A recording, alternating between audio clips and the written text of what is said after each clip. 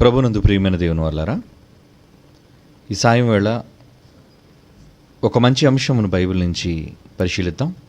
అది మీరు చదువుతున్నది, చూస్తున్నది. చేజారిపోతున్న పరలోకం. ఈరోజు ప్రతి క్రైస్తవుడు తన భక్తి జీవితంలో పొందాలనుకునేది, చేరాలనుకునేది, చేజిక్కించుకోవాలనుకునేది పరలోకం. ఆ పరలోకం కోసం ఎన్నో శ్రమలు అనుభవించడానికి సిద్ధపడ్డాడు. ఆ లోకంలోనికి ప్రవేశం కోసం ఎన్నో కష్టాలను ఓర్చడానికి క్రైస్తవుడు సిద్ధపడుతున్నాడు. అయితే అటువంటి పరలోకంలో ప్రవేశించే సమయం ఆసన్నమైనప్పుడు ఒకవేళ అది చేజారిపోతే, దాన్ని జారవిడుచుకుంటే అది ఎంతటి దౌర్భాగ్య పరిస్థితితో మీరు ఆలోచించండి. ఎందుకంటే దేనికోసమైతే జీవితాంతం మనం శ్రమించామో, దేనికోసమైతే మనం త్యాగాలను చేస్తున్నామో, కష్టాలను ఓరుస్తున్నామో, ఆ పరలోకమే మనకు అందకుండా ఒకవేళ చేజారిపోతే అది ఎంతో దయానీయమైన పరిస్థితి. అదొక భయంకరమైన దుస్థితి అని చెప్పక తప్పదు. ఎందుకంటే ఒక్కసారి దాన్ని చేజార్చుకున్న తరువాత మరి ఒక్కసారి దాన్ని పొందే అవకాశం మనిషికి లేదు. కేవలం బ్రతికున్నప్పుడు మాత్రమే దానిని గూర్చిన ప్రయత్నం చేసే అవకాశం వీలుంటుందేమో కానీ ఒక్కసారి శరీరాన్ని విడిచిన తరువాత లేదా మరణం సంభవించిన తరువాత ఒకవేళ దాన్ని జారి విడుచుకుంటే మరెన్నడూ అది మనకు సొంతం కాకుండా శాశ్వతంగా దూరం అయిపోయే పరిస్థితి మనకుంది. కనుక మనం దేనికోసమైతే ఎదురు చూస్తున్నామో, మన పితరులు ఎదురు చూచిన లోకం, దేవదూతలు ఎదురు చూసే లోకం, దేవుని పిల్లలు పొందబోయే ఆ లోకం, మనమంతా మాట్లాడుకుంటున్న ఆ మహాలోకం చేజారిపోకుండా జాగ్రత్తగా చూసుకొనవలసిన అవసరత ప్రతి క్రైస్తవుని పైన ఉంది. అయితే నేడున్న క్రైస్తవ్యం చాలా ధీమాగా బ్రతుకుతుంది. ఎలా అంటే పరలోకం ఖచ్చితంగా మా సొంతం, పరలోక ప్రవేశం మాకు సాధ్యం అన్నట్లుగా వాళ్ళు ప్రగాఢమైన విశ్వాసంతో తాము పొందుదుము అనే ఒక గొప్ప నమ్మకంతో వెళ్ళిపోతున్నారు. కానీ ఎవరు పొందగలరు, ఎప్పుడు పొందగలరు, ఎలాంటి పరిస్థితుల్లో దాన్ని పొందగలరు, తీరా ఒకవేళ అది పొందగలిగితే ఎలాంటి సమయంలో దాన్ని మనం పోగొట్టుకునే పరిస్థితులు ఉంటాయి అన్న జాగ్రత్తలు కూడా తీసుకునవలసిన అవసరం ఉంది. యేసుక్రీస్తు వారు చెప్పిన ఒక మంచి ఉదాహరణ మీ అందరికీ తెలుసు. మరి బుద్ధి గల, బుద్ధి లేని 10 మంది కన్యకలను గూర్చి ఆయన ఉపమానం చెప్పాడు. 10 మంది కూడా కన్యకలు పెండ్లి కుమారునితో పాటు విందులోని పాల్గొనడానికి సిద్ధపడిన వాళ్ళే. అందులో 5 కన్యలు తమ తైలాన్ని ముందు చూపుతో భద్రపరుచుకున్నారు. మిగిలిన 5 కన్యకలు తైలము విషయమై అశ్రద్ధతో ఉండటం వల్ల ఏం జరిగింది? పెండ్లి కుమారుడు రానే వచ్చాడు. అయితే ఆలస్యంగా రావటం వల్ల వీళ్ళు సిద్ధంగా లేకపోవటం, వాళ్ళ దివిటీరులో తైలం లేకపోవటం, అవి ఆరిపోవటం, ఆ తర్వాత వీళ్ళు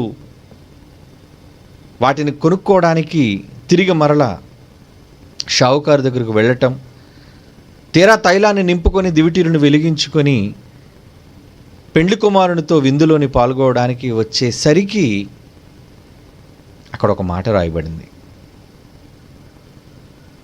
నిజంగా యేసుక్రీస్తు వారు ఆ సందర్భాన్ని మాట్లాడుతూ వాళ్ళు ఆసక్తితో తిరిగి వచ్చారు మరలా. వాళ్ళు తమ దివిటీలలో నూనెను నింపుకొని వాళ్ళు తిరిగి వచ్చేశారు. తిరిగి వచ్చి ఆ పెండ్లి విందు యొక్క తలుపును వాళ్ళు తడుతున్నారు. అలా తడుతున్నప్పుడు వాళ్ళకు ఒక స్వరం వినబడింది, అయ్యా మేము వచ్చేసాం, పెండ్లి విందులో పాల్గొనడానికి మేము వచ్చేసాం అనే మాట వినబడినప్పుడు యేసుక్రీస్తు వారు ఏం చెప్తున్నారో ఒకసారి చూద్దాం సువార్తల్లో. మత్తయి సువార్త, మత్తయి రాసిన సువార్త 25వ అధ్యాయం 25వ అధ్యాయం చూడండి అందరూ. మత్తయి రాసిన సువార్త 25వ అధ్యాయం 11వ వచనం. 11వ వచనం చూడండి ప్రియులారా. మత్తయి రాసిన సువార్త 25వ అధ్యాయం 11వ వచనం. అంతట తలుపు వేయబడెను. అంతట తలుపు వేయబడెను. ఆ తరువాత తక్కిన కన్యకలు వచ్చి అయ్యా అయ్యా అయ్యా అయ్యా మాకు తలుపు తీయమని అడుగగా, మాకు దయచేసి తలుపు తీయమని అడుగగా అతడు మిమ్ము నెరుగనని మీతో నిశ్చయముగా చెప్పుచున్నాను, మిమ్మును ఎరుగను అని నిశ్చయముగా మీతో చెప్పుచున్నాను అన్నాడు. ఆ దినమైనను ఆ గడి అయినను మీకు తెలియదు గనుక మెలకువగా ఉండుడి అంటున్నాడు. అంటే ఇక్కడ దేనిని గూర్చి ఉపమానం చెప్పబడిందని మీరు అనుకుంటున్నారు? దేని గురించి చెప్పబడింది? పైన చదవండి. ప్రారంభానికి వెళితే ఎవరిని గూర్చి తెలుసా? పరలోక రాజ్యము అనే పదం ఉంది చూడండి, మొదటి వచనం.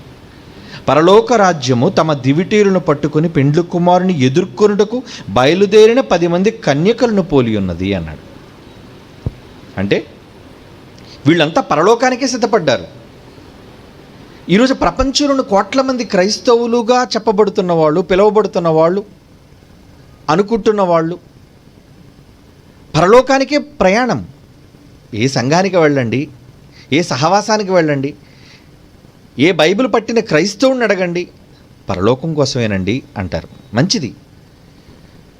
కానీ వారిలో ఎంతమంది వెళ్ళలేకపోయారు? 5గురులో 5గురు వాళ్ళ నిర్లక్ష్యం. అప్పుడు పెండ్లి కుమారుడు ఏమంటున్నాడు?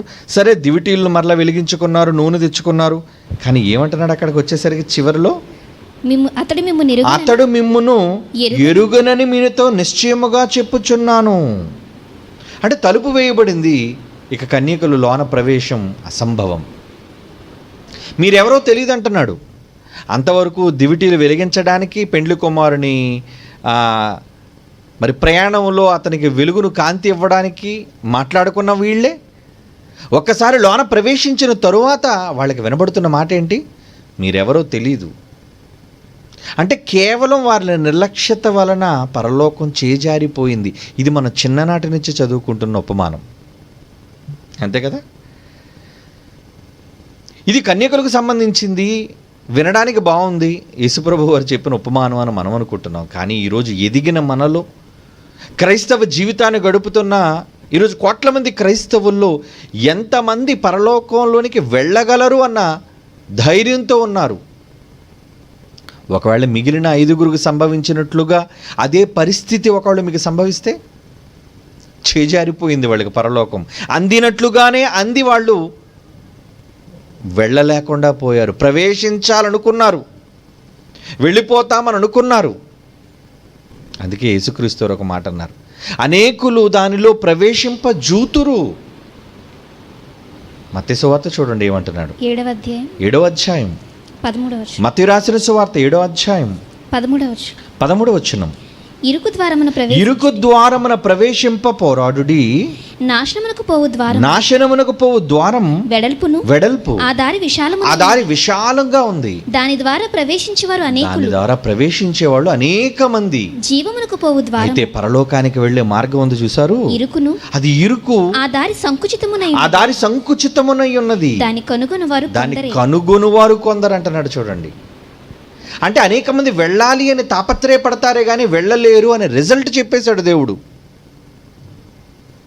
అంటే పరలోకానికి వెళ్ళే వారి సంఖ్య బహు కొద్దిగా ఉంటుందన్న విషయం తెలిసినప్పుడు ఏమంటే ఆ కొద్ది మందిలో మనం ఉన్నామా లేదా అన్నది ఎంత జాగ్రత్తగా పరిశీలించుకోవాలో ఆలోచించండి. మెలకువగా ఉంటున్నాం, మనం అలర్ట్గా ఉంటున్నామా? ఒకవేళ నేను ఏమైనా ఛాన్స్ పోగొట్టుకున్నానా పరలోకానికి? వెళ్ళినట్టుగానే వెళ్ళి నేను వెళ్ళకుండా పోతానా? అందినట్టుగానే నాకు పరలోకం అందకుండా పోతుందా? ఏమిటి, చేతికి వచ్చినట్టే వచ్చి ఒకవేళ ఏదైనా పోతే అది పోగొట్టుకున్న వాళ్ళ బాధ ఎంతంత కాదండి. 9 మాసాలు గర్భాన ధరించి ఆ బిడ్డను మోసి నిద్రకు మరి ఇబ్బంది పడి ఆహారం విషయంలో శ్రద్ధ తీసుకొని సరైన సుఖం లేక 9 మాసాలు తల్లి ఎంత ఇబ్బంది పడుతుందో మీలో అనేక మందికి తెలుసు. తీరా కాన్పు వచ్చే సమయానికి ఆ బిడ్డ పుట్టి ఒకవేళ ప్రాణం పోతే ఏమండి, ఏదో గర్భవతిగా మారింది వెంటనే గర్భం పోయింది అంటే అది పెద్ద విచారించే పెద్దవేం విషయం కాదు. సరే, మరొక ప్రయత్నం చేద్దాం.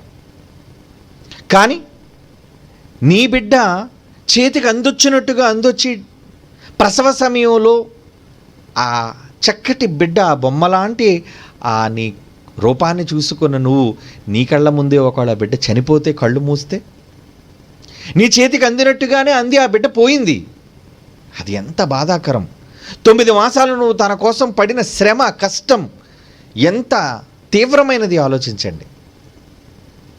అంటే చేతుల వరకు వచ్చి చేజార్చుకునేది అది పోగొట్టుకున్న వాళ్ళకు తెలుస్తుంది ఆ బాధ ఏంటో.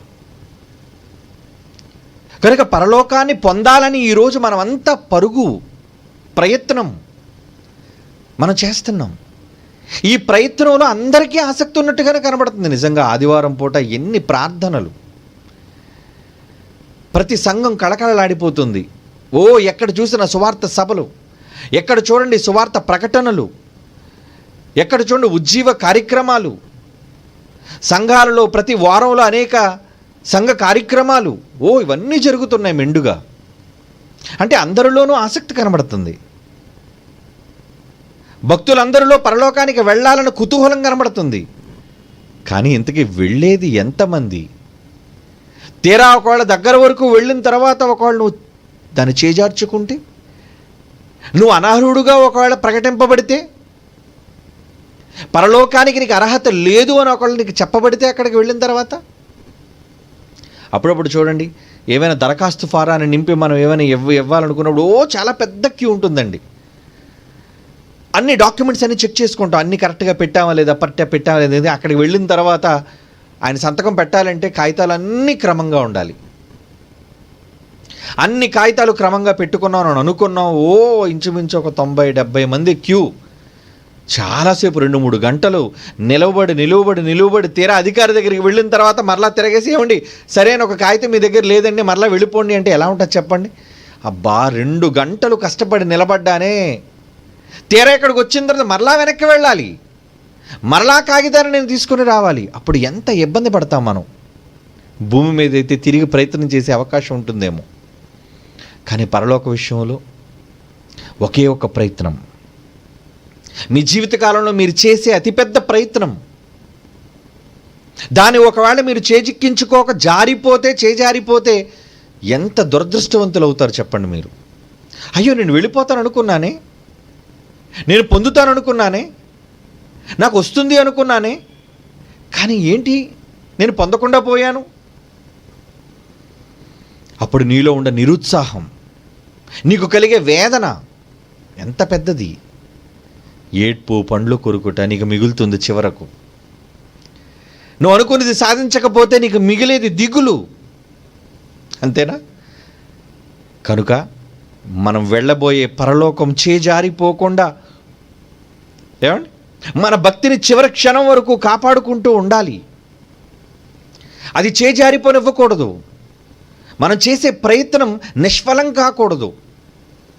కనుక ఎలాంటి ప్రయత్నం చాలా మందిలో అండి ఆసక్తి, చేసేయాలి, వెళ్ళాలి, చెప్పేయాలి. ఆసక్తి తప్పు కాదు, కానీ నిజంగా అది నిన్ను పరలోకానికి చేర్చడానికి దోహదపడేటట్టుగా ఉపయోగపడుతుందా లేదా ఒకవేళ దాన్ని పోగొట్టుకుంటున్నావేమో. ఇది ప్రతి ఒక్కరూ చాలా జాగ్రత్తగా ఆలోచించాలి, పరిశీలించుకోవాలి. లేదంటే ఏమవుతుంది, వెళ్ళిపోతాను అనే ఒక ప్రగాఢమైన నమ్మకంతో తీరా అక్కడికి వెళ్ళిన తర్వాత నీకు అనుమతి దక్కకపోతే ఆలోచించండి. సాగే మీ ప్రయాణం సంగతి ఏంటి? ఒకానొక సమయంలో ఒక ట్రైన్కి రిజర్వేషన్ చేయించుకొని చాలా దూరం, ఇంచుమించు ఒక 20 గంటల ప్రయాణం చేసి ఆ రాత్రి బండికి ట్రైన్కి బయలుదేరాలి. ఒక వ్యక్తిని పంపించాం ఒక 20 ఏళ్ల క్రితం. నువ్వు వెళ్ళి ఎట్టి పరిస్థితుల్లో నువ్వు రిజర్వేషన్ చేయించాలి. రాత్రి మనకి 2 గంటలకు ట్రైన్, సభల అనంతరం మనం వెళ్ళాలి. నువ్వు ఎట్టి పరిస్థితుల్లో రిజర్వేషన్ చేయించాలి అన్నప్పుడు ఆ వ్యక్తి వెళ్ళి అప్పుడు గతంలో ఒక ఫామ్, దరఖాస్తు ఫామ్ ఇచ్చేవాడు, రిజర్వేషన్ డేట్ ఆఫ్ జర్నీ అని ఉండేది. ఆ డేట్ ఆఫ్ జర్నీ అనే దగ్గర ఇతను ఏ రోజైతే వెళ్ళాడో వారం రోజుల ముందు ఆ తేదీ వేసారండి అక్కడ. అంటే వెళ్ళిన రోజుకే రిజర్వేషన్ చేయించుకొని వచ్చేసాడు టికెట్. మాకు తెలియదు అది. అంటే నింపడం, దరఖాస్తు ఫారం నింపడం సరిగ్గా తెలియలేదు అతనికి. డేట్ ఆఫ్ జర్నీ అన్నప్పుడు ఏ రోజు నువ్వు ప్రయాణం కావాలనుకుంటున్నావో ఆ డేట్ వెయ్యాలి అక్కడ. మేము చూసుకోలేదు, నిర్లక్ష్యం. టికెట్ వచ్చేసింది కదా, పర్వాలేదు కదా, ప్రయాణం కావచ్చు కదా. ప్రయాణం చేసి సభ ముగించుకొని అర్ధరాత్రి 1 గంటకు రైల్వే స్టేషన్కి చేరిన తర్వాత బండి ఎప్పుడు వస్తుంది అనుకుంటే అది 2 గంటలు ఆలస్యంగా వస్తే అక్కడ ఆ ప్లాట్ఫామ్ మీద ఏమండి ఇబ్బంది పడుతూ సామాన్లతో మధ్యరాత్రి నిద్ర వస్తున్నా సరే నిద్ర ఆపుకుంటూ, సరే ఫోన్లే ఒక గంట తర్వాత అయినా బండి వచ్చిన తర్వాత ఎక్కి ప్రశాంతంగా పడుకుందాం అని ధీమాతో ఉన్నప్పుడు రానే వచ్చింది ఒక 2 గంటల ఆలస్యంగా బండి. తీరా వచ్చిన తర్వాత తలుపులన్నీ వేసున్నాయి. ఎందుకంటే నైట్ టైం కదండి, టీటీ లాక్ చేసేస్తాడు. చూస్తే లగేజ్ తలుపులు కొడుతున్నాం, తీయండి తీయండి తీయండి. మొత్తానికి తీయలేదండి. ఆ పక్కనున్న బోగి ఎక్కిపోయామండి. ఏదో అదృష్టవశాత్తు ఆ పక్కనున్న తీసుంది. పోతే పోయింది, ఈ తీగిపోతే పడుకున్నట్టున్నారు అందరూ. ఆ పక్క భోగి నుంచి అయినా మళ్ళీ మన భోగిలోకి రావచ్చని, మన కోచ్లోకి వెళ్ళొచ్చని ఆ పక్క భోగి ఎక్కిపోయాం. తీరే ఎక్కిపోయిన తర్వాత మా సీట్లో ఎవరో పడుకొని ఉన్నారు. ఏమండి మాకేం తెలుసు, ఎవరో ప్రయాణికులే పడుకొని ఉన్నారని తట్టి లేపుతున్నాం లైట్ వేసి. అయ్యా లెగండి. వాళ్ళు చిరాకు పడుతూ లేచారు. ఏంటండి ఇప్పుడు లేపారు మీరు మమ్మల్ని? అయ్యా మా రిజర్వేషన్ ఉందండి. మీదా? లేదండి మాకు రిజర్వేషన్ అయిందంటే. లేదండి మేము రిజర్వేషన్ అయిందంటే ఒకసారి చెక్ చేసుకోండి మీ టికెట్ అన్నారు. ఏమండి ఈ లోపు బండి పరిగెడుతుంది. చెక్ చేసిన తర్వాత కనబడిందండి ఏమని, డేట్ ఆఫ్ జర్నీ రిజర్వేషన్ ఆ రోజుది కాదు, అది వారం రోజుల క్రితం టికెట్ అది. ఇప్పుడు టీటీ పట్టుకుంటే ఏమంటాడు చెప్పండి, దొంగ టికెట్తో మీరు ఎక్కారంటాడు. ఈ రాత్రిపూట ఈ లగేజ్తో ఎక్కడ పడుకుంటాం? 20 గంటల ప్రయాణం, ఎవడిస్తాడు సీటు? పగలాపోను సర్దుకొని కూర్చోవడానికి అందరూ పక్కన సర్దుకొని పడుకున్నారు. టీటీ వస్తే ఫైన్ వేస్తాడు, లేదా మధ్యలో ఎక్కడో దించేస్తాడు. ఆ రాత్రి మేము విశాఖపట్నం రావడానికి, అందులో జైశాల్ గారు కూడా ఉన్నారండి, పడిన ఇబ్బందులు అగచాట్లు ఇన్నన్ని కాదండి. పగల వరకు అసలు నిద్ర లేదండి, ఎందుకంటే రిజర్వేషన్ లేదు. ఒక ప్రయాణం, ఒక దగ్గర నుంచి మరొక దగ్గరికి ప్రయాణం అవ్వడానికి ఇన్ని ఇక్కట్లు ఇబ్బందులు మనం ఎదుర్కొంటే ఏమిటి పరలోకానికి వెళ్ళేటప్పుడు ఎంత జాగ్రత్తగా ఉండాలి చెప్పండి. ఏంట నిర్లక్ష్యం? వెళ్ళిపోతాంలే పర్లేదు, నేను వెళ్ళకపోతే ఎవరు వెళతాం, టికెట్ ఉందలే, మాది నిర్లక్ష్యం అలాంటిదే, టికెట్ ఉందలే, రిజర్వేషన్ అయిపోయింది, హ్యాపీగా వెళ్ళిపోయి పక్కలేసుకొని పడుకోవచ్చు. ఏం పక్కలేసుకుంటాం?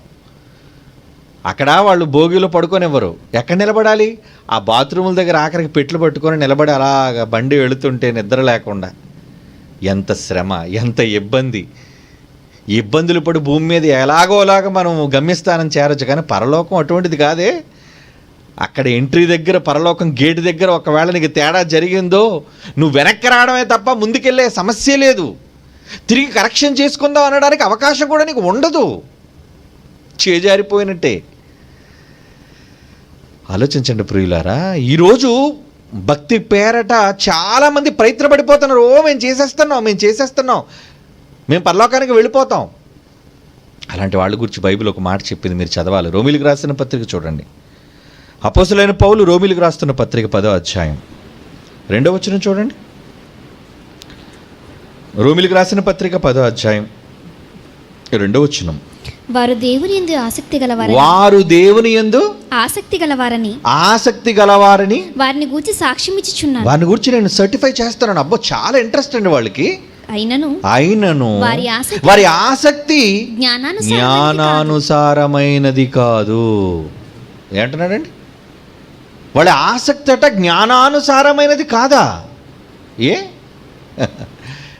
నీకున్న ఇంట్రెస్ట్, నీకున్న పరలోకానికి వెళ్ళాలి, ఏదో చేసేయాలి, అనే నీ తొందరపాటు ఉంది చూశారు. మీ తొందరపాటు మిమ్మల్ని పరలోకానికి తీసుకువెళ్ళాలి, అంతేగాని మిమ్మల్ని తప్పుత్రోవ నడిపించకూడదు. పరలోకం చేజారిపోయేటట్టుగా చేయకూడదు. ఇక్కడ ఏమంటున్నాడు? వారు దేవుని యందు ఆసక్తి గలవారని వారి గురించి సాక్ష్యం ఇచ్చుచున్నాడు. వాళ్ళకైతే ఆసక్తి ఉంది సుమా, చాలా ఆసక్తి ఉంది. కానీ వారి ఆసక్తి జ్ఞానానుసారమైనది కాదు. జ్ఞానానుసారమైనది కాదు అంటే మీకున్న ఆసక్తి జ్ఞానాన్ని బట్టి ఉండాలి. అంటే మీకు ఏం కావాలి? ముందు జ్ఞానాన్ని అనుసరించిన ఆసక్తి అయి ఉండాలి. అంటే పరలోకానికి వెళ్ళాలి అంటే జ్ఞానం. ఎక్కడుంది జ్ఞానం? ఎక్కడుందండి జ్ఞానం? మీకు ఆసక్తి ఉంటే కుదరదు. చాలామందికి అండి పరలోకానికి వెళ్ళిపోవాలండి. పరలోకానికి వెళ్ళాలన్న ఆసక్తి మంచిదే, కానీ ఆసక్తి జ్ఞానాన్ని అనుసరించేదై ఉండాలి. జ్ఞానాన్ని తెలుసుకొని జ్ఞాన ప్రకారంగా నడుచుకునేదై ఉండాలి. అసలు జ్ఞానం లేకుండా పరలోకానికి ఎలా వెళ్ళిపోతావు నువ్వు? చాలామంది అంటే నేర్చుకోరు, బైబిల్ నేర్చుకోరండి, కానీ పరలోకం కావాలండి. ఎలా వస్తుంది అనుకుంటున్నారు పరలోకం? మేము చదవాలా?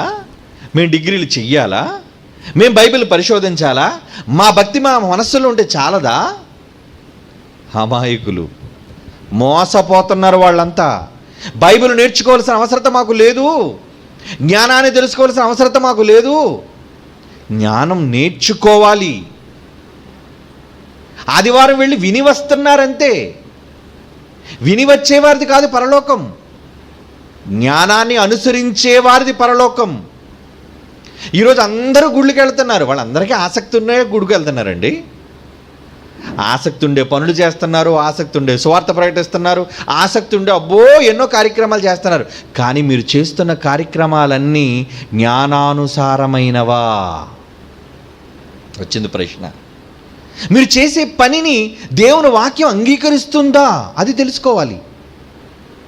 మీ ఆసక్తి జ్ఞానాన్ని అనుసరించేదై ఉండాలి. అదే అంటున్నాడు, ఆసక్తి జ్ఞానానుసారమైనది కాదు అంటున్నాడు. చూడండి,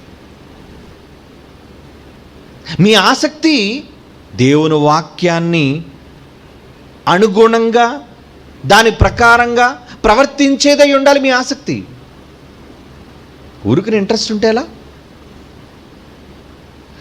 ఆసక్తి మీకు ఉండటం మంచిదే, కానీ ఆసక్తి ఒక క్రమమైన విధానంలో మీరు ఆసక్తిని కనుపరచాలి. అత్యాసక్తి కనుపరచడం కాదు. ఏమండి? అత్యాసక్తి కనుపరచడం కాదు.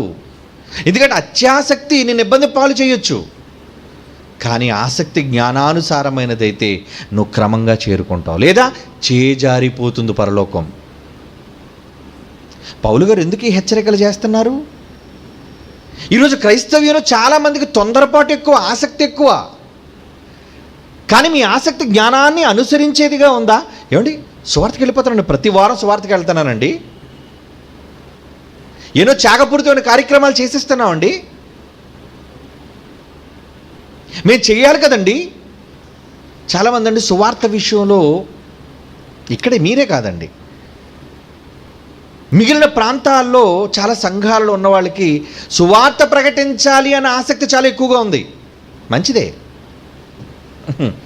సువార్త ప్రకటించాలి. దానికి బైబిల్లోనే మిగతా మాటలన్నీ చూపిస్తారు. ఏమని? పౌలు గారు అన్నారు కదండి, సువార్త ప్రకటించవలసిన భారము నా మీద మోపబడి ఉంది అన్నాడు కదండి. సువార్తను నేను ప్రకటించాలి కదండి, ఆ భారం నాకు ఇష్టం లేకపోయినా నేను చెయ్యాలి కదా. నువ్వు ఇవన్నీ రైటే, కనుక నీ ఆసక్తి మంచిదే, సేవ చెయ్యాలి, సువార్త చెయ్యాలి, ఇవన్నీ పనులు మంచిదే, కానీ అది జ్ఞానానుసారమైనదా? అది క్రమమైన విధానంలో నువ్వు దాన్ని చేయగలుగుతున్నావా అన్నది తెలుసుకోవాలి. పరలోకానికి వెళ్ళాలి అంటే ఆసక్తికి కావలసింది మొదట జ్ఞానం. చాలామంది బైబిల్ నేర్చుకోకుండా సువార్త చెప్పడానికి వెళుతున్నారు, మైకులు పట్టుకుంటున్నారు, వీధుల్లో నిలబడుతున్నారు. మొన్న కొంతమంది పిల్లలు నా దగ్గరికి వచ్చారు. అన్య మేము వెళ్ళినప్పుడల్లా ఏవేవో రకరకాల ప్రశ్నలు అడుగుతున్నారన్య. మేము వాళ్ళకి సమాధానం మరి చెప్పాలి, కొన్ని చెప్పలేకపోతున్నాం అన్నప్పుడు మరి నేర్చుకోవాలి నాన్న, మీరు నేర్చుకోకుండా వెళ్ళిపోతే ఎలా? ఎంతోమంది మతోన్మాదులు ఎదురవుతున్నారు, ఎంతోమంది మిమ్మల్ని అడ్డగా ప్రశ్నించే వాళ్ళు మిమ్మల్ని ఎదురవుతారు. మీకు వాళ్ళ మాటల్లో మిమ్మల్ని చిక్కులు పెట్టాలని నానా రకాలుగా మిమ్మల్ని ఇబ్బంది పెట్టడానికి వాళ్ళు మిమ్మల్ని వెంటబడతారు, మీకు వెంటబడతారు. అప్పుడు ఏం చేయాలి? వాళ్ళు అడిగే ప్రశ్నకు జవాబు చెప్పగలిగే జ్ఞానం మీకు రావాలి. సువార్త నేర్చేసుకున్నాడు. యేసుప్రభు మరణ సమాధి పునరుద్ధానాలు చెప్పేస్తే, యేసుప్రభు మరణ సమాధి పునరుద్ధానాలు చెప్పడం గొప్ప కాదు, ఎవడైనా చెప్పగలడు దాన్ని. కానీ ఒకవేళ ఎదురు వాళ్ళు నేను ప్రశ్నించగలిగితే, మీలో ఉన్న హేతువును గూర్చి ఒకవేళ ఎవరైనా ప్రశ్నించగలిగితే వారిని ఒప్పించగలిగే సమాధానం మీ దగ్గర ఉందా? అదే జ్ఞానం. జ్ఞానం అది ఉంటేనే వాడి నోరు ముయించగలరు, అది నేర్చుకుంటేనే వాడికి జవాబు చెప్పగలరు మీరు. లేదా సువార్త చేసేస్తాను కదండి పరలోకం వెళ్ళిపోతామండి, సువార్త చేసేస్తాను కాబట్టి పరలోకానికి వెళ్ళిపోతామండి. కాదు. మొదట మీరు సువార్తను ఎలాగూ మీరు చెప్పాలి అన్నది నేర్చుకోవాలి. సంఘం ఎందుకుంది? గుడి అనేది ఒక బడి. ఈ బడిలో పాఠాలు నేర్పించబడతాయి. ఏంటి, వారానికి ఒక్కరోజు పాఠాలు కాదు, అది దొంగ గుళ్ళు అవన్నీని. ప్రతి దినము దేవుని వాక్యాన్ని ధ్యానించే బడులున్నాయి. అలాంటి బడులో నువ్వు తర్ఫీదు పొందాలి, జ్ఞానాన్ని నేర్చుకోవాలి. అప్పుడు ఆ జీవవాక్యాన్ని చేత పట్టాలి. అప్పుడు నువ్వు లోకమందు వెళ్ళాలి. ఏమండి, బైబిల్లో వీళ్ళకి అక్షరాలు రావండి, కానీ బైబిల్ పట్టుకొని సువార్తకి వెళ్ళిపోతారు. ఎక్కడికి వెళ్ళిపోతున్నావు సువార్తకు? నువ్వు ఏం చెప్పేస్తావు సువార్త? నువ్వు మరి సువార్త చెప్పమన్నాడు కదండి దేవుడు, చెప్పమన్నాడు. కానీ ఆ ఒక్క మాట తీసుకుంటే ఎలా? చెప్పమని చెప్పిన దేవుడే అనేక సందర్భాల్లో ఎలా అభ్యంతరపరిచాడో, ఎలా ఆటంకాలు ఏర్పడ్డాయో అవన్నీ బైబిల్లో నీకు తెలియాలి. నేను చెప్పుకుంటూ వెళ్ళిపోతానండి.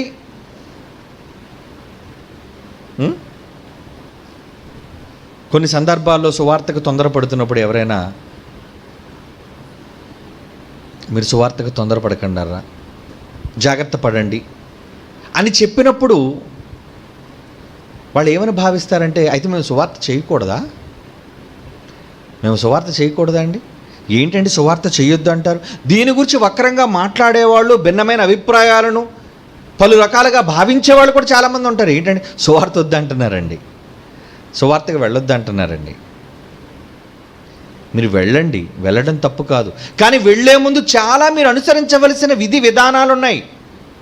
ఇవన్నీ చేసి మీరు ప్రకటిస్తేనే అది ఫలవంతమైతే, ఆ ఆసక్తి జ్ఞానానుసారమైనది అయితే అప్పుడు మీరు పరలోకానికి అర్హత సంపాదించుకుంటారు.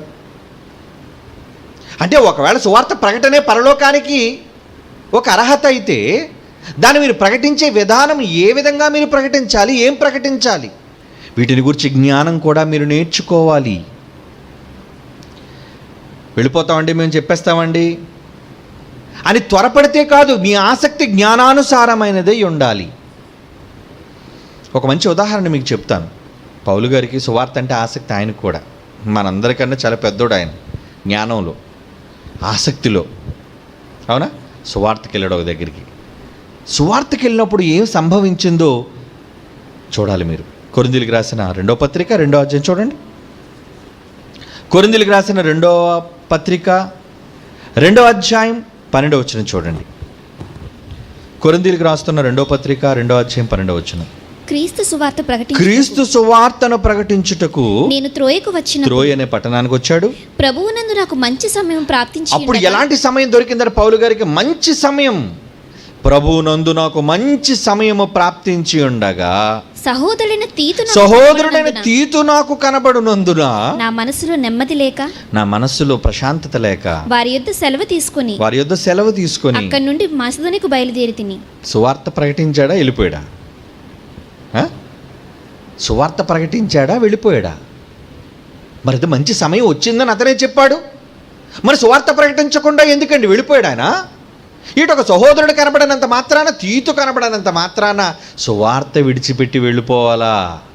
బైబిల్ అండి ఇది, బైబిల్. వాళ్ళంతా ఎందుకు చేశారనుకున్నారు? వాళ్ళు చేయడానికి కారణాలున్నాయి. అందుకే వాళ్ళు పరలోకానికి అర్హులయ్యారు. పరలోకం వాళ్ళు చేజిక్కించుకోగలిగారు, నీతి కిరీటాన్ని పొందగలిగారు. వాళ్ళకి పరలోకం చేజారిపోలేదండి, పట్టారు గట్టిగా. నువ్వు ఎంతసేపు చేసేద్దామన్న తొందర, ప్రకటించేద్దామన్న తొందర చాలామందిలో. బయట సంఘాల్లో ఉన్నవాళ్ళు కూడా అండి ఇటు డప్పులు డోళ్ళు పట్టుకొని ఓ సువార్త దండయాత్ర. దేనికి దండయాత్ర? ఏ దేశం మీదకి వెళ్తున్నావు దండయాత్రకు? నువ్వు నీ ఆసక్తి గొప్పదే, సువార్త ప్రకటించాలని ఆసక్తి గొప్పదే. పరిస్థితులు అనుకూలించినప్పుడు అని చెప్పేస్తావా? పరిస్థితులు బాగాలేవండి, బాగాలేనప్పుడు ఏం చేయాలి? వద్దు, ఇప్పుడు వెళ్ళకండి, ఇప్పుడు మీరు వెళ్ళకండి, ఇప్పుడు సువార్త చెప్పకండి అంటే కొంతమంది విరోధులైన వాళ్ళు, దేవుని జ్ఞానం అర్థం కాని వాళ్ళు ఏమని మన మీద కౌంటర్ పెట్టారో తెలుసండి? సువార్తకు వద్దంటున్నారండి వీళ్ళు. ఏ సమయంలో సువార్త చెయ్యాలో, ఏ సమయంలో సువార్త చెయ్యకూడదో అన్న జ్ఞానం నీకు కావాలి. అనుభవ జ్ఞానం అంటారు దాన్ని.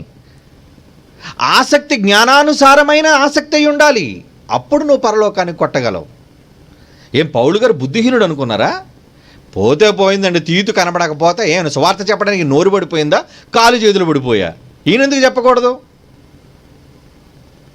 ఆలోచించండి, మరలా చదవండి ఆ మాట. 2:12 2 కొరింథీ, క్రీస్తు సువార్తను ప్రకటించుటకు త్రోయకు నేను వచ్చినప్పుడు ప్రభువునందు ఒక మంచి సమయము ప్రాప్తించి ఉండగా సహోదరుడైన తీతు నాకు కనబడనందున నా మనస్సులో నెమ్మది లేక వారి యొద్ద సెలవు తీసుకొని అక్కడి నుంచి మాసిదోనియాకు బయలుదేరుతిని. సువార్త ప్రకటించడానికి అవకాశం దొరికినప్పుడు కూడా సహోదరుడు కనబడనందున, సువార్తకి అభ్యంతర కారణం ఒకవేళ ఏర్పడినందున, అంతే కదా. అంటే తీతుకి సువార్తకి ఎక్కడో చాలా గట్టి లింక్ ఉందన్నమాట అక్కడ. అంటే అక్కడ ఆయన లేకపోతే అక్కడ సువార్త జరగదు. అక్కడ ఆయన ప్రెజెన్స్, ప్రత్యక్షత లేకుండా అక్కడ సువార్త ప్రకటించబడలేదు. అసలైన వ్యక్తి లేనప్పుడు ఏ మొహం పెట్టుకొని సువార్త చేస్తాం అక్కడ? ఆలోచించండి. చాలా సందర్భాల్లో మనం చేయాలని ఆసక్తి మనలో పెరిగిపోతుంటుంది, కానీ చేయడానికి ముందుకు వెళ్ళినప్పుడు అనేక అవరోధాలు, అభ్యంతరాలు, ఆటంకాలు కలుగుతుంటాయి. అప్పుడు నిరుత్సాహపడిపోతే ఎలా? ఏమండి, ఈరోజు మొత్తోన్మాదులు ఎక్కడ పడితే అక్కడ అడ్డుకుంటున్నారండి, ఎక్కడ పడితే అక్కడ అల్లరి చేస్తున్నారండి, అవసరమైతే కొడుతున్నారండి. మమ్మల్ని కొట్టినా పర్లేదు, మేము ఊరిలోకి దూరిపోయి చొచ్చుకుపోయి దండయాత్ర చేస్తామనేసి అంటే ఏమవుతుంది చెప్పండి? వాళ్ళు దండయాత్రకు దిగుతారు మీతో, మీ దగ్గర తిరిగి అనడానికి మాటలే తప్ప చేతలు ఉండవు. కానీ వాళ్ళు చేతల్లో చూపిస్తారు. ఏంటి? కర్రలు ఇరిగిపోతాయి, తలలు పగిలిపోతాయి, ఏమండి, బొగ్గలు వాచిపోతాయి, అవునా, నడుము విరిగిపోతుంది. ఎందుకంటే వాళ్ళు ముష్టి యుద్ధాన్ని దిగుతారు. చేయాలన్న ఆసక్తి కాదర్రా. కొన్ని సందర్భాల్లో అనుకూలించని పరిస్థితులు నీకు ఎదురైనప్పుడు ఆగి తగ్గిపో.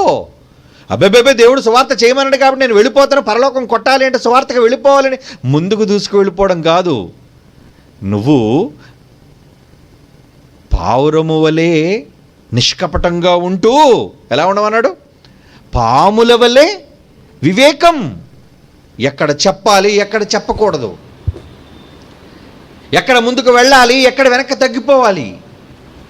అవకాశం ఉందా కదా, నీకు అవకాశం ఉందని వెళ్ళిపోవడం కాదు. అక్కడ వినే మనస్సు ఉందా లేదా? వినే మనస్సు ఉందా? పోనీ నువ్వు కష్టపడి చెప్పేశావు, ఎవడు వింటాడు అక్కడ? చాలామంది చూడండి మైకులు పట్టుకొని సువార్త చెప్తారు, ఎవడు వెంట గదుల్లో ఉండి వింటున్నారు అనుకుంటారు. ఎందుకు గాలిలో చెప్తున్నావు నువ్వు? ఆడు గొడ్లు మేపుకుంటాడు, ఇంట్లో గిన్నెలు తోముకుంటూ ఉంటుంది. నీకెంతసేపు చెప్పేయాలి. అసలు వాళ్ళు వింటున్నారా లేదా? ఏదో 2 మాటలు చెవిలో పడినంత మాత్రాన వాళ్ళు మారిపోతారు అనుకుంటున్నావా?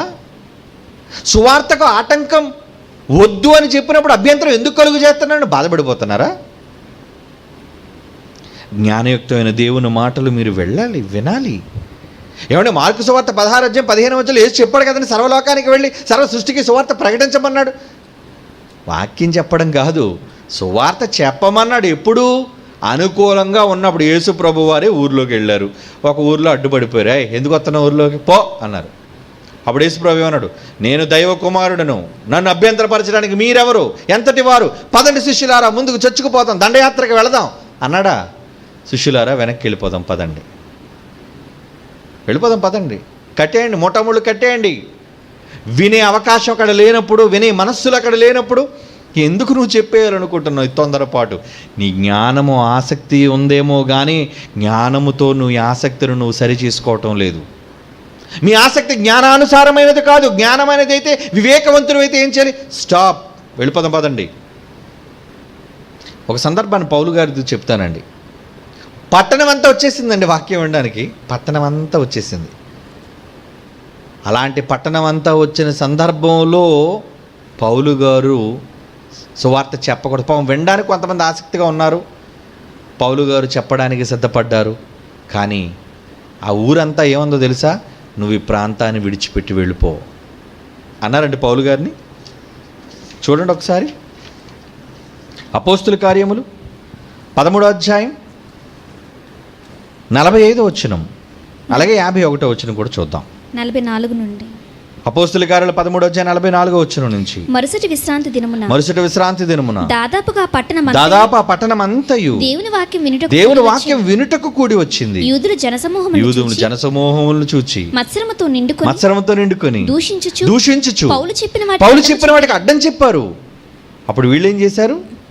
అప్పుడు పౌలు బర్నబా ధైర్యముగా ఇట్లనిరి, దేవుని వాక్యం మొదట మీకు చెప్పుట అవశ్యమే, అయితే మీరు దాన్ని తోసేశారా? మిమ్మల్ని మీరు నిత్య జీవమునకు అపాత్రులుగా చేసుకున్నారు, చేజార్చుకుంటున్నారు పరలోకాన్ని మీరు అని చెప్పి, వీరు తమ పాదధూళిని వారి తట్టు దులిపి 51వ వచనం, వీరు తమ పాదధూళిని వారి తట్టు దులిపి వేసి ఈ కొనియకు వచ్చిరి. అంటే పట్టణం అంతా రెడీగా ఉన్నప్పుడు వాక్యం చెప్పకుండా ఎందుకు ఈయన బ్యాక్ అయిపోయాడు?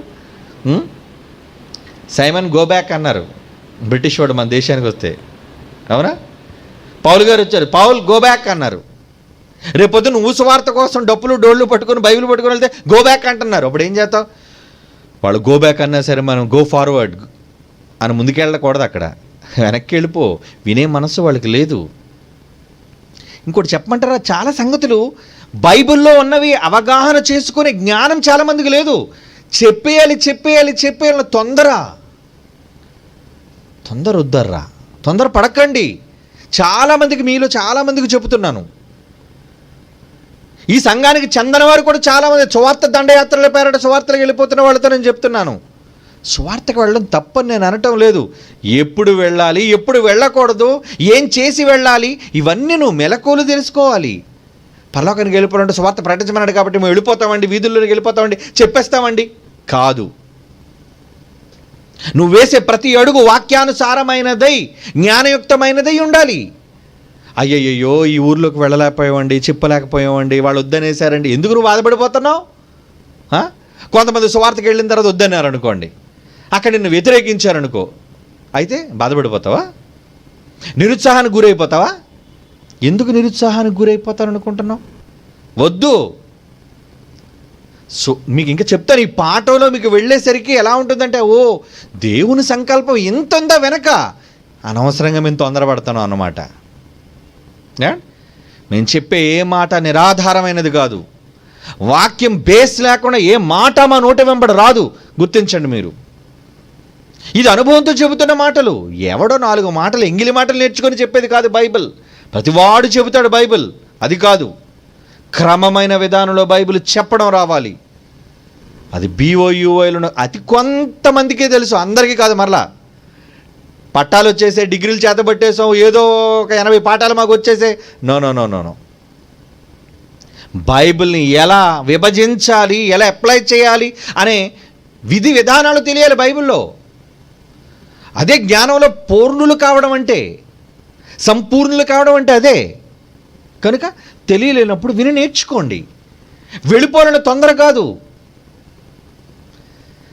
ఎక్కడికి పడితే అక్కడికి వెళ్ళిపోయి సువార్త చెప్పాలని ఆసక్తి, పరలోకానికి వెళ్ళిపోవాలి అనే తొందరపాటుతో వెళుతున్నారు చాలామంది.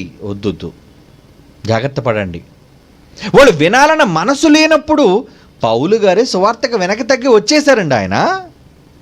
ఇంకో సందర్భం చూస్తారు, అపోస్తుల కార్యాలు 16వ అధ్యాయం 6వ వచనం చూడండి. ఎవరు అసలు వెళ్ళొద్దన్నారు? అపోస్తుల కార్యాలు 16వ అధ్యాయం 6వ వచనం 7వ వచనం. ఆసియాలో వాక్యము చెప్పకూడదని పరిశుద్ధాత్మ వారిని ఆటంకపరిచినందున. పరిశుద్ధాత్మ దేవుడు చెప్పేసరే ఇక్కడ నువ్వు చెప్పదు వాక్యం. ఆ రోజు పరిశుద్ధాత్మ మాట్లాడేవాడు కాబట్టి అండి డైరెక్ట్గా చెప్పాడు. మరి ఇప్పుడు వాక్యంలో మనకు అన్నీ రాయించాడు. ఎందుకే సందర్భాలు ఎక్కడికి వెళ్ళినా చెప్పేయాలండి, వెళ్ళాలండి, మేము చెప్పకపోతే ఎలా అండి, మాకు పరలోకం రాదండి కాదు. ఇదే మీ ఆసక్తి జ్ఞానానుసారమైనదిగా చేసుకోవడం, ఇదే విధానం, పద్ధతి. ఇంకేమంటున్నాడు కిందకి వెళ్ళేసరికి, ముసియ దగ్గరకు వచ్చి బిత్తోనికి వెళ్ళక ప్రయత్నం చేశారు కానీ యేసు యొక్క ఆత్మ వారిని వెళ్ళనీయలేదు అన్నాడు. చూడండి 6 వచనాలు కనబడ్డదా మీకు ఆ మాట? యేసు యొక్క ఆత్మ వారిని వెళ్ళనీయలేదు. ఆగిపో, స్టాప్, వెళ్ళకండి. వెళ్ళాలని ఆసక్తి నీకుంటే సరిపోదు, చెప్పేయాలని తొందర మీకుంటే సరిపోదు, దేవుడు అనుగ్రహం కావాలి. ఇదండి థియరీ, సబ్జెక్ట్ ఇది. ఎంతసేపు చెప్పేయాలని తొందర, ఎంతసేపు ప్రకటించేయాలని ఆతృత వద్దు, మానుకోండి, వద్దు. ఆయన చాలా సందర్భాలు నీకంటే ముందు సువార్త ప్రకటించడానికి యేసుప్రభు వారు వెళ్ళారు.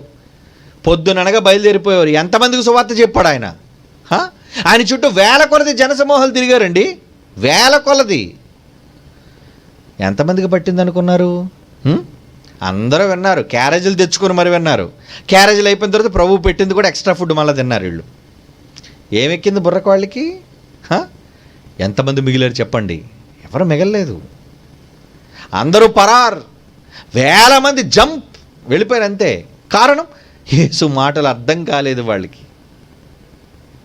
ఇకపోతే యేసు మాటల్లో ఒక సందర్భాన్ని యేసుక్రీస్తు వారే ప్రయోగించారు. చూడండి, మీకు వింటే చాలా ఆశ్చర్యం కలుగుతుంది ఆ మాట. చూడండి, మత్తయి రాసిన సువార్త 13వ అధ్యాయం, జాగ్రత్తగా చూడండి ఈ మాట. మత్తయి రాసిన సువార్త 13వ అధ్యాయం 11వ వచనం. మత్తయి రాసిన సువార్త 13వ అధ్యాయం 11వ వచనం. పరలోక రాజ్య మర్మములు ఎరుగుట, పరలోక రాజ్య మర్మములు ఎరుగుట మీకు అనుగ్రహింపబడి ఉన్నది, మీకు అనుగ్రహింపబడి ఉన్నది, కానీ వారికి అనుగ్రహింపబడలేదు. వారికి అనుగ్రహింపబడలేదా? ఏంటండి ఏమంటున్నాడు ఇక్కడ యేసుప్రభు వారు? ఏమంటున్నారు చదువుతున్నారా? మత్తయి సువార్త 13వ అధ్యాయంలో 11వ వచనం చూడండి. ఆయన ఎందుకు ఈ మాట అంటున్నాడు? చెవులు గలవాడు వినుగాక. 9వ వచనం చూడండి. అక్కడేమో పైన అంతా ఉపమానాన్ని చెప్పాడు. ఏంటి? చిన్నప్పటి నుంచి మనం నేర్చుకున్న ఉపమానం, విత్తనాలు, విత్తువాడు, 4 చోట్ల పడ్డం. ఓకే, అది మాట్లాడుతూ చెవులు గలవాడు వినుగాక అని చెప్పిన 10వ వచనం తర్వాత శిష్యులు వచ్చి నీవు ఉపమాన రీతిగా ఎందుకు వీరితో మాట్లాడుచున్నావు? ఏంటి ప్రభువా, ఏది సంగతులు కరెక్ట్గా చెప్పట్లేదు, ఒక కథ చెప్తున్నావు వదిలేస్తున్నావు, ఒక కథ చెప్పేస్తున్నావు వచ్చేస్తున్నావు, ఒక ఉదాహరణ చెప్తున్నావు వచ్చేస్తున్నావు, ఏంటిది అని అడిగాడు. శిష్యులు అడిగితే ఏమంటున్నాడు చూడండి ఆయన వారితో ఇట్లనను 10వ వచనం 11వ వచనం, పరలోక రాజ్య మర్మములు ఎరుగుట మీకు అనుగ్రహింపబడి ఉన్నది కానీ వారికి అనుగ్రహింపబడి లేదు. అంటే వాళ్ళకి విన్న అర్థం కాదా? అంటే వాళ్ళకి దేవుడు వాళ్ళకి చెప్పడం ఇష్టం లేదా? దేవుడే వాళ్ళకి చెప్పటం, వాళ్ళకి తెలియచేయటం ఇష్టం లేనప్పుడు నువ్వెందుకు తొందరపడిపోతావు? చెప్పేయాలని. అర్థమైందో లేదో మీకు? చాలామంది ఆసక్తి ఎక్కువైపోతుంటుంది, చెప్పేయాలి, చేసేయాలి. కానీ దానికి దేవుని సంకల్పం ఉందో లేదో అనేది తెలియాలి. నేను వెళ్ళానండి, సువార్త చెప్పేస్తానండి, అబ్బబ్బబ్బబ్బా ఊరంతా వినేశారండి. ఆ ఊరంతా వింటే ఏంటి రిజల్ట్? ఒక్కడు మారడు. అది నీకేం తెలుసు రిజల్ట్? భవిష్యత్తు తిరిగిన దేవుడికి తెలుసు. ఏంటా రిజల్ట్? ఒరేయ్, ఆ ఊర్లో ఎన్ని వందల మంది ఉన్నా వాళ్ళ ఎవడు మారడురా. మరి మారలేనప్పుడు ఎందుకు ప్రభు అనవసరంగా? వేస్ట్ రా, ఊరకనే వెళ్ళావు. అయితే వేస్ట్, ఊరకనే వెళ్ళానా? నీకు ప్రతిఫలం లేదు, అక్కడ ఎవడు మారడు. ఇక్కడ వేల మందితో యేసుప్రభు మాట్లాడుతున్నప్పుడు యేసుప్రభు అట ఉపమాన రీతిగా చెప్పేవాళ్ళతో అంటున్నాడు, నాయన పరలోక రాజ్య మర్మములు అందులో ప్రవేశించకుండా పరలోకానికి వెళ్ళిపోవాలని ఉత్సాహం చూపిస్తున్న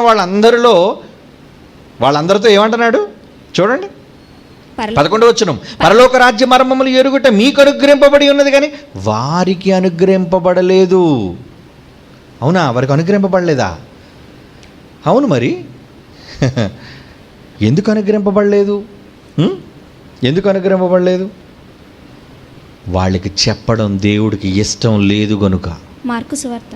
మార్కు సువార్త చూడండి 4వ అధ్యాయం 11-12. మార్కు సువార్త 4వ అధ్యాయం 11-12 వచనాలు. అందుకైన మార్కు సువార్త 4వ అధ్యాయం 11-12 వచనాలు. అందుకైన దేవుని రాజ్య మర్మములు తెలుసుకొనుట మీకు అనుగ్రహింపబడి ఉన్నది కానీ వెలుపల పరలోకానికి రాని వారు, వెలుపల ఉన్నవారు ఒకవేళ దేవుని వైపు తిరిగి పాపక్షమాపణ పొందుదురని వారు చూచుటకైతే చూచియు కనుగొనక విని వాళ్ళకి అర్థం కాకుండా ఉండుటానికి అన్ని ఉపమాన రీతిగా వారికి బోధింపబడుచున్నవి. అంటే ఇలా ఉపమాన రూపంలో సగం సగం చెప్పమని ఎవరు చెప్పారు? దేవుడే చెప్పాడు. ఎందుకు చెప్పాడు? నాయన నువ్వు చెప్పిన వారు నమ్మర్రా, వాళ్ళు వినరు. వాళ్ళు మారాలి అంటే నాకు తెలుసు ఎవరిని మార్చాలో. నువ్వు ఎక్కడికి వెళ్ళి విత్తనం వేస్తే ఫలిస్తుందో అది నాకు తెలుసు. అక్కడికి వెళ్ళి చెప్పు. అనవసరంగా ఎక్కడ పడితే అక్కడికి వెళ్ళి చెప్పాడు ఎందుకు? రిజల్ట్ లేనప్పుడు నువ్వు వాళ్ళకి చెప్పవలసిన అవసరత లేదు. ఏమిటి తెలియని వాడికి చెప్పేయాలి కదండి నువ్వు అనుకుంటున్నావా? బైబిల్ తెలియని వాడి గురించి ఏముందో తెలుసా? చూడండి ఒక మంచి మాట. కొరింథీయులకు రాసిన మొదటి పత్రిక 14వ అధ్యాయం 38వ వచనం. తెలియనుడికి చెప్పాలి కదండి, చెప్పడం మన కర్తవ్యం కదండి, ధర్మం కదండి అని నువ్వు అనుకుంటున్నావా? మొదటి కొరింథీ పత్రిక 14వ అధ్యాయం 38. ఎవడైనను తెలియని వాడైతే వాడిని తెలియని వానిగానే ఉండనిమ్ము. ఏమండి? తెలియని వాడిని తెలియని వాడిగా ఉండమంటున్నాడు ఏంటి? అవునరా, వాడికి తెలియకపోయినా మంచిదే. అలా కాదు ప్రభు, తెలుసుకుంటే వాడు మారుతాడు. మారడు రా, నాకు తెలుసు వాడు భవిష్యత్తు తెలుసు, మారడు. వాడు అవిధేయుడు. మారనప్పుడు నువ్వు ఎందుకు వెళ్ళి చెప్పాలనుకుంటున్నావు? కనుక నువ్వు వెళ్ళి చెప్పటం దండగా వద్దు. అందుకే అనేక సందర్భాల్లో యేసు ఆత్మ వాళ్ళని వెళ్ళనివ్వలేదు, పరిశుద్ధాత్మ దేవుడు వాళ్ళని వెళ్ళనివ్వలేదు. అవునా? ఏమండి? ఇందాక మనం చదువుకున్నాం కదా.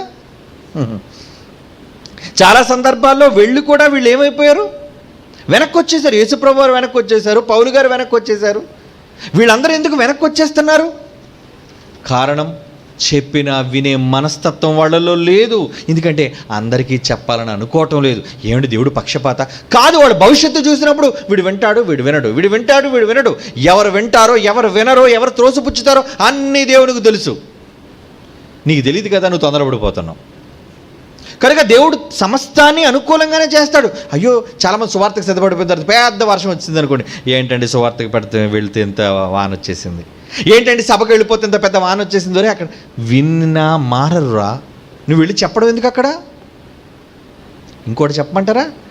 ఎవరైనా విని మారాలి అంటే ఎవరి చేతిలో ఉందో తెలుసా? దేవుని చేతిలో ఉంది. పౌలు గారికి ఒక దర్శనం వచ్చింది. ఏంటో దర్శనం? ఒకడు నిలువుబడి కలలో అంటున్నాడు, పౌలు గారు మా ఊరికి రారా, మా ప్రాంతానికి రారా, మీరు మా దేశానికి రారా అని పౌలు గారి కలలో దర్శనం వస్తే పౌలు గారు వెంటనే ప్రయాణం కట్టారండి. వెళ్దాం పదండి, నాకు కల వచ్చింది, అక్కడికి వెళ్ళండి, దర్శనం వచ్చింది, అక్కడికి వెళ్ళి మనం వాక్యం చెప్పాలి, సువార్త చెప్పాలి అని వెళితే ఎక్కడికి వెళ్ళాడు చూడండి. అపోస్తుల కార్యములు 16వ అధ్యాయం 10వ వచనం. అపోస్తుల కార్యాలు ముందు 16వ అధ్యాయం 10వ వచనం, తర్వాత 14వ వచనం చూద్దాం.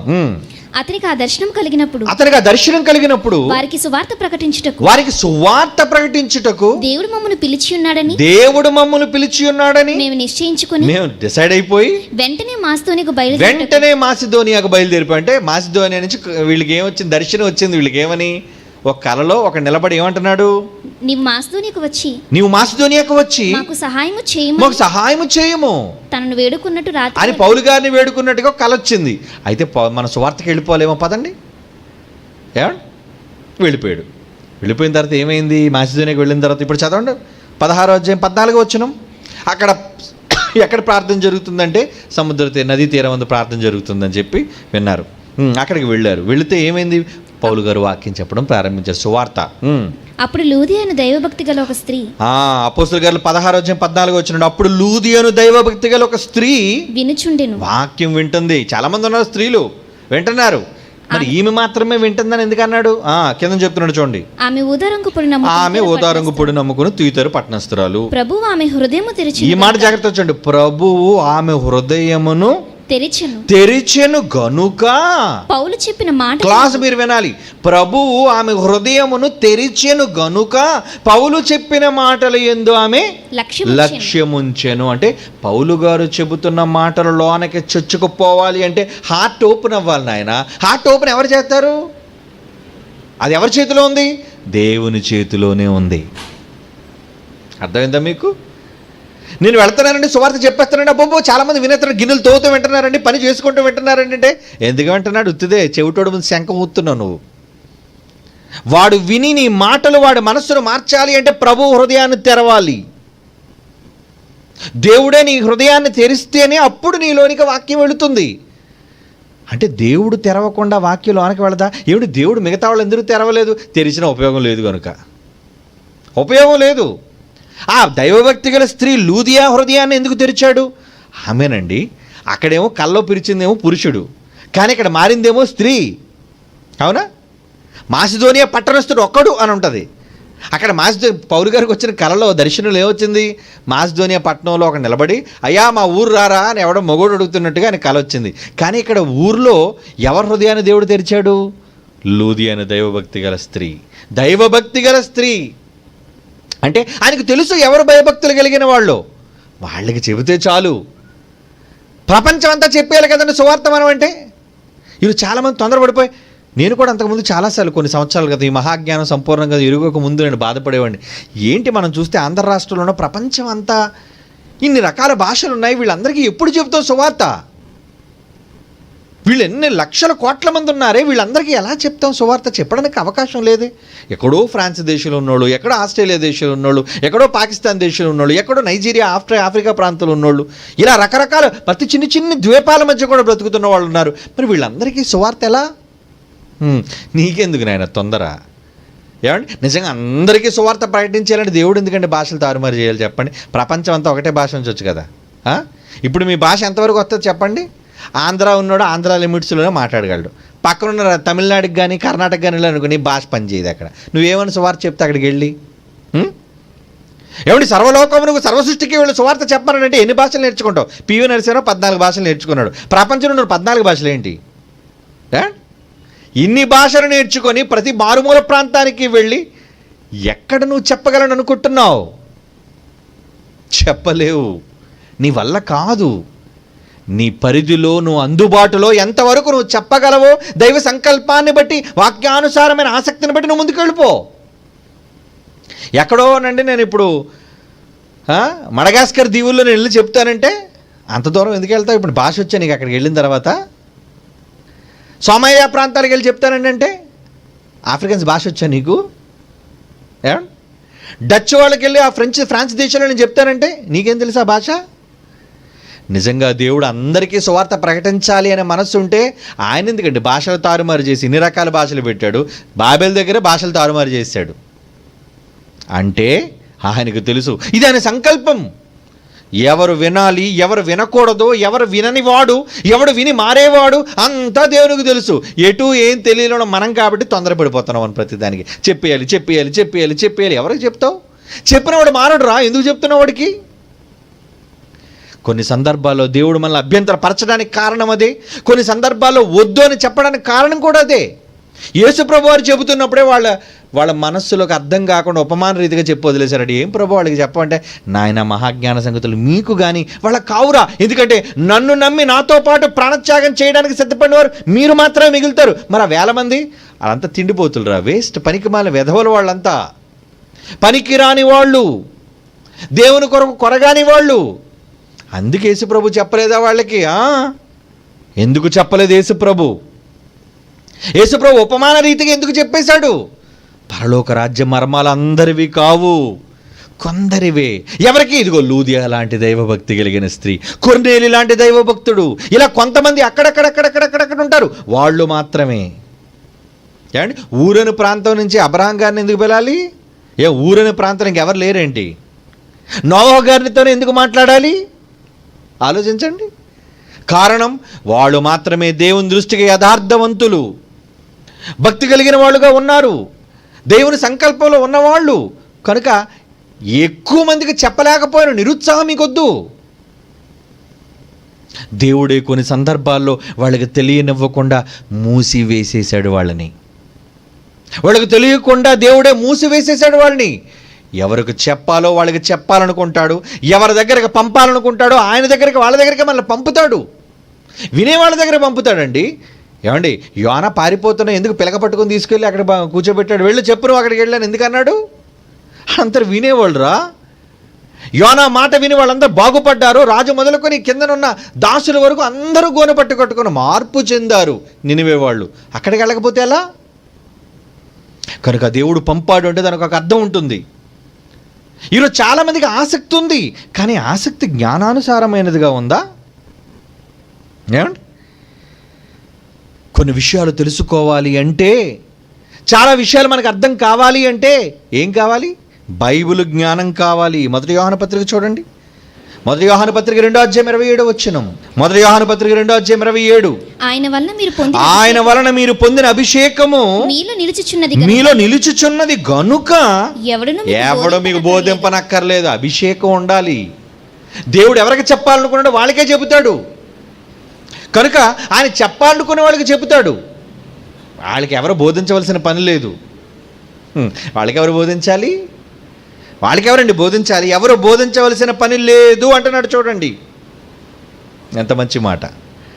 మత్తయి సువార్త 19:11 చూడండి. మత్తయి సువార్త 19:11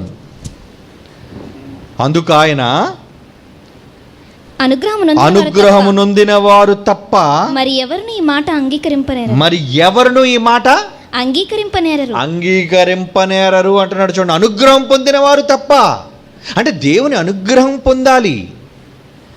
ఒక మాట, నీ మాట వారి చెవిని పడి వారు మార్పు కలగాలి అంటే దేవుని అనుగ్రహం కావాలి. ఏమండి, మాసిదోనియా యూరోప్ అంతా మారిందంటే దానికి కారణం ఎవరో తెలుసా? ఆ రోజు లూది అనే దైవభక్తి గల స్త్రీ హృదయాన్ని దేవుడు తెరిచాడు గనుక ఆమండి ప్రారంభకురాలైంది. కనుక ఉపయోగపడే వాళ్ళు మాత్రమే దేవునికి కావాలి. పనికి మాలిన మందంతా ఎందుకండి? ఊరకనే వచ్చే వాక్యం విని వెళ్ళిపోయేవాళ్ళు ఎందుకండి? వాక్యానికి విని వెళ్ళిపోయేవాళ్ళనికి అవసరం లేదు. ఎవరైతే తిరిగి ప్రశ్నించారో, తెలుసుకోవాలనుకుంటున్నారో వాళ్ళకే దేవుడు చెప్తున్నాడు. అందుకే యేసుప్రభు వాళ్ళకి అన్నీ తూతూ మంత్రంగా చెప్పాడు. ఉపమానరా, విత్తువాడరా, లేచాడరా, 4 చోట్ల పడిందిరా, అయిపోయింది పొండి అన్నాడు. శిష్యులు వచ్చారు, ఏంటి ప్రభు మాకు ఏం అర్థం కాలేదు. వెరీ గుడ్, మీతో చెప్తాను, కూర్చోండి. ఒక సంగతి అర్థం కావాలి అంటే ఎవరు చెప్పాలో తెలుసా? పరలోకపు తండ్రి చెప్పాలి. మత్తయి సువార్త 16 చూడండి ఏమంటున్నాడు. మత్తయి రాసిన సువార్త 16 17 మత్తయి రాసిన సువార్త 16 17 ఏమన్నాడు చూడండి. సీమోను చెప్పేశాడు, నేను ఎవరనుకుంటున్నారు వీళ్ళు అని అడిగినప్పుడు, నువ్వెవరవయ్యా? నువ్వెవరవి? సాక్షాత్తు దేవుని కుమారుడివి, జీవాధిపతి కుమారుడు నువ్వు అని చెప్పేశాడు. చెప్పిన వెంటనే యేసు ప్రభు వారు ఏమంటున్నారు చూడండి పేతురుతో. అందుకు యేసు సీమోను బర్యోనా, నీవు ధన్యుడు, పరలోకమందున్న నా తండ్రి ఈ సంగతి నీకు బయలుపరిచి ఉంటేనే గాని నరులు నీకు బయలుపరచలేదు. అంటే ఒక విషయం పేతురు గారు నోటి వెంబడి బయటికి రావాలి అన్నా ఎవరు నేర్పించాలట వాళ్ళకి? ఆయనకి ఎవరు నేర్పించారు? ఎవరు చెప్పారు? ఒక విషయం అర్థం కావాలి అంటే దేవుడే అతని మనస్సు తెరిచాడు. నీకు అర్థమైందా? నీకెందుకు లైట్ వెలిగింది? దేవుడు నీకు లైట్ వెలిగించాడు. కారణం, నీతో పని ఉంది. అంటే దేవుడికి తెలుసు ఎవరెవరు వినేవాళ్ళు, ఎవరెవరు వినని వాళ్ళు. అందులో వినేవాళ్ళ సంఖ్య బహు కొద్దిగా ఉంటుంది, వినని వాళ్ళ సంఖ్య అతి ఎక్కువగా ఉంటుంది. విస్తారంగా ఉంటారు వాళ్ళు. నేను చెప్పలేకపోతున్నాను, నేను వెళ్ళలేకపోతున్నాను, నిరుత్సాహం వద్దు మీకు. ఎవరు వినాలని దేవుడు అనుకుంటాడో వాళ్ళకే వినిపిస్తాడు. మీరు ఎక్కడున్నా సరే మిమ్మల్ని తీసుకుని వెళ్ళి యోహానా ఎఫెసీయులకు రాసిన పత్రిక చూద్దాం. మొదటి అధ్యాయం 19 ఎఫెసీ పత్రిక 1:19 చివరి మాట చదవండి. యేసుక్రీస్తు యొక్క దేవుడైన మహిమా స్వరూపియగు తండ్రి తన్ను తెలుసుకొనుటయందు మీకు జ్ఞానం ప్రత్యక్షతయు గల మనస్సును అనుగ్రహించినట్లు నేను నా ప్రార్థనలో జ్ఞాపకం చేసుకుంటాను అన్నాడు. చూడండి, మరలా చదవండి ఆ మాట. ఏం అర్థం కావాలట? యేసుక్రీస్తు యొక్క దేవుడైన మహిమా స్వరూపియగు తండ్రి తన్ను తెలుసుకొనుటకు మీకు జ్ఞానం ప్రత్యక్షత గల మనస్సు దేవుడు అనుగ్రహించాలి. అంటే దేవుడు అనుగ్రహించకుండా ఎవరికి అర్థం కాదా? ఎవరికి అర్థం కాదండి. అంటే దేవుడు చాలా విషయాలు చెప్పడా? ఏమిటి ఊరికెళ్ళి మేము స్వార్థ చెప్పడం ఇష్టం లేదా? ఇష్టం లేదు. దేవుడికి ఇష్టం లేదు. అందుకే వర్షం వచ్చింది, అందుకే అభ్యంతరం కలిగింది, అందుకే అవరోధం ఏర్పడింది. దాన్ని నిరుత్సాహపడిపోతే ఎలా? అయ్యో పరలోకం కోల్పోయేమేమండి, మేము ఈ స్వార్థ వీళ్ళందరికీ చెప్పలేకపోయామేమండి ఆసక్తి మంచిదే, కానీ జ్ఞానానుసారమైనది అయితే దేవుడు ఏమంటున్నాడు, నువ్వు వెళ్ళి చెప్పకపోయినా అక్కడ మూలిగిపోయే కొంపలేమీ లేవు, నువ్వు నష్టపోయింది ఏమీ లేదు. ఎందుకంటే అక్కడ ఎవడు లేడు మారేవాడు. చెప్పలేని ఈ ఊరు మిస్ అయిపోయినా నువ్వు అనుకుంటున్నావు, వీళ్ళకి చెప్పలేకపోయినా, ఈ పట్టణానికి చెప్పలేకపోయినని కాదు. పౌలు గారు ఆ రోజు తీతు కనబడినందుకు, ఎందుకు సువార్త ప్రకటించవలసిన అవకాశం ఉన్నప్పుడు కూడా వెళ్ళిపోయాడు, ఎందుకు నిరుత్సాహం లేదు ఆయనకి? పర్వాలేదు, అక్కడ మారేవాడు ఎవడు లేడన్నమాట ఆ రోజు, ఆ సందర్భంలో. కనుక ప్రియులారా, పరలోకం విషయంలో మనం కనపరుస్తున్న ఆసక్తి ఏదైతే ఉందో అది నిజంగా జ్ఞానానుసారమైనదిగా ఉందా మనం ఆలోచించాలి. ఎందుకంటే పరలోకాన్ని అనుగ్రహించాలి అంటే ఎవరు ఆధీనంలో ఉందో తెలుసా? ఎవరైతే సెలెక్టెడో, దేవుడు ఎవరెవరినైతే ఏర్పరచుకున్నాడో వాళ్ళకే దక్కుతుంది పరలోకం. అందరికీ కాదు, అది అందరికీ కాదండి. నాకు వచ్చేసేదిలే పరలోకం అనుకోండి, కానీ నిజంగా ఒక మాట చూస్తారా? సంఖ్యాకాండంలో దేవుడు అంటున్న ఒక మాట చూడండి. సంఖ్యాకాండం 4వ అధ్యాయం 20వ వచనం చూడండి ప్రియులారా. సంఖ్యాకాండం 4వ అధ్యాయం 20వ వచనం. వారు చావక ఉండునట్లు పరిశుద్ధ స్థలమును రెప్పపాటు సేపైనను చూచుటకు లోపలికి రాకూడదు. అసలు ఒకసారి రెప్పపాటైనా సరే అలా చూడ్డానికి, ఒక సెకండ్ చూడ్డానికి కూడా నేను ఒప్పుకోను అన్నాడు. మీకు అర్థమైందా? పరిశుద్ధ స్థలమును రెప్పపాటు సేపైనను చూచుటకు లోపలికి రాకూడదు అంటున్నాడు. చూడండి, అంటే దేవుడు తన పరలోకాన్ని రెప్పపాటు టైం కూడా చూపించడానికి ఇష్టం లేనప్పుడు రావడానికి వీల్లేదు ఎవరు అంటున్నాడు. అంటే మరి ఎవరికి చూపిస్తాడు ఆయన? ఆయన యందు ఆసక్తి కలిగిన వారు ఎవరో వాళ్ళ హృదయాలను తెరిచి వాళ్ళ యొక్క ఉద్దేశాలను బట్టి వాళ్ళని మాత్రమే ఆకర్షిస్తాడు. అందుకే యేసుప్రభు వారు అన్నారు, ఒక మాట అంటున్నారండి యేసుప్రభు వారు, నేను పైకెత్తబడతాను, అయితే ఎవరిని ఆకర్షిస్తాను నా దగ్గరికి చెప్తున్నాడు. చూడండి ఏమంటున్నాడు. యోహాను రాసిన సువార్త 6వ అధ్యాయం ముందు చూద్దాం. 6వ అధ్యాయం 45వ వచనం తర్వాత 65వ వచనం చూడండి. యోహాను సువార్త 6వ అధ్యాయం 45వ వచనం 65వ వచనం. వారందరూ దేవుని చేత బోధింపబడుదురు అని ప్రవక్తల లేఖనంలో రాయబడి ఉన్నది కదా. కనుక తండ్రి వలన విని దేవుడు నేర్పిస్తాడా? అంటే తండ్రి నేర్పిస్తాడా, మనం నేర్పిస్తున్నావా? తండ్రి వలన విని నేర్చుకున్న ప్రతివాడు నా యొద్దకు వచ్చును. అవునా?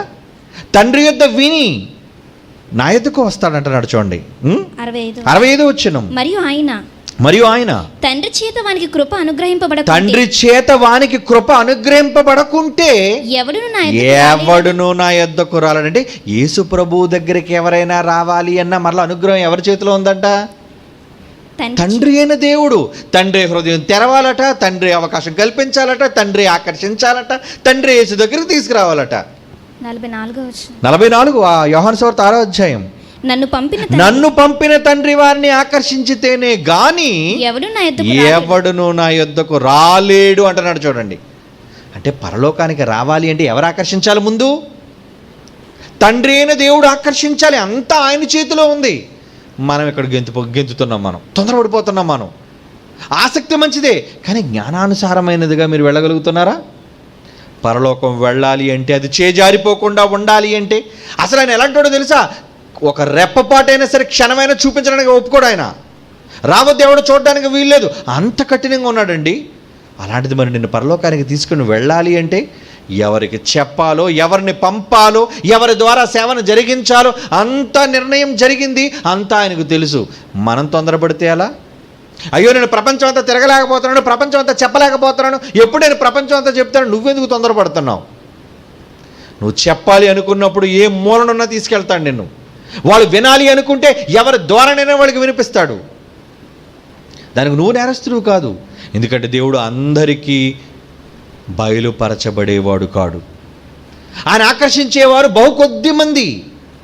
ఎవరు ఆయనకు తెలుసు వచ్చేవాళ్ళు, ఎందుకంటే రిజల్ట్ తెలుసండి దేవుడికి. అపోస్తుల కార్యాలు చూద్దాం ఒక మాట. అపోస్తుల కార్యాలు 13వ అధ్యాయం 48 అపోస్తుల కార్యాలు 13:48. అన్యజనులు ఆ మాట విని సంతోషించారు, దేవుని వాక్యం మహిమపరిచి దేవుని వాక్యాన్ని మహిమపరిచారు. మరియు నిత్య జీవమునకు నిర్ణయింపబడిన వాళ్ళు అనే పదం చూడండి, అండర్లైన్ చేయండి. నిత్య జీవమునకు నిర్ణయింపబడిన వాళ్ళు. నిర్ణయం జరిగిపోయిందా? ఎవరిని ముందుగా ఎరుగునో వాళ్ళని ఏర్పరిచారు. రోమపత్రిక 8వ అధ్యాయంలో చాలా సందర్భాల్లో మనం చదువుకున్న మాట. నిర్ణయం జరిగిపోయింది, ఎవరు పరలోకానికి రావాలి అన్నది. ఎవరి పేరులో ఖరారైపోయింది అవన్నీ. వాళ్ళగా చెప్తాడు. ఎందుకు ఈ సోదరులందరికీ చెప్పడం? చెప్పినా మారరు వాడు. ఎందుకు నువ్వు చెప్పడం? నువ్వు వెళ్ళొద్దు, ఆగిపో. వాళ్ళంతా పోగొట్టుకున్నారు పరలోకాన్ని. కానీ మీరు మాత్రం పరలోకాన్ని పొందాలి అనుకుంటున్నారా? అమ్మో, ఇంతకీ దేవుడు కొంతమంది నిర్ణయించేశాడు, నిర్ణయింపబడిన వారు. చదవండి మరలా ఆ మాట. నిత్య జీవమునకు నిర్ణయింపబడిన వారు అందరూ విశ్వసించిరి, నమ్మారు. అంటే నిత్య జీవానికి నిర్ణయింపబడిన వాళ్ళలో మనం ఉన్నామా? ఎలా తెలుసుకుంటాం? నిర్ణయింపబడిన వాళ్ళలో మనం ఉన్నామా లేదా అనేది మనం ఎలా తెలుసుకుంటాం? లేదంటే జారిపోద్ది, చేజారు చేసుకుంటాం మనం. నెక్స్ట్ క్లాస్లో మాట్లాడుకుందాం. ఓకే, నెక్స్ట్ క్లాస్లో మాట్లాడుకుందాం. కళ్ళు మూసుకోండి, ప్రార్థన చేసుకుందాం.